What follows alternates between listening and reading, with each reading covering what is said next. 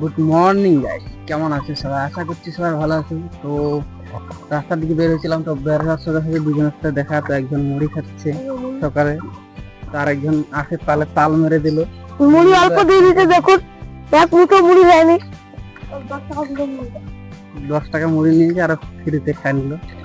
তো এখন আমরা একটু ঘুরে আছি এদিকে, আমাদের এদিকে পুকুর পাড় আছে। তেলটা আবার বলে ফ্রি।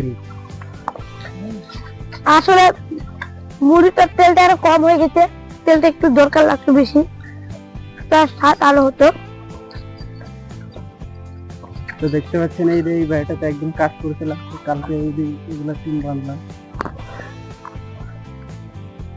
দেখুন গাইস, আমাদের এখানকার বিশাল বড় কাঁঠাল, বড় বড় কাঁঠাল, এটা প্রতিবারে ধরে। আর কাঁঠাল স্বাদ কলা।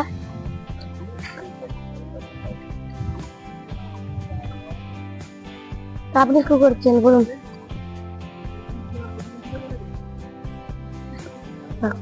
মুড়ি খাচ্ছি, ভাত খাবো না। এটা শিকড় বার করা পারলে তোমার কিছু না বুঝা দেবো। 150 রুপিয়া দেবো। কি শিকড় বার করলে একটা? তোমাকে এই রিঙ্কু যাওয়া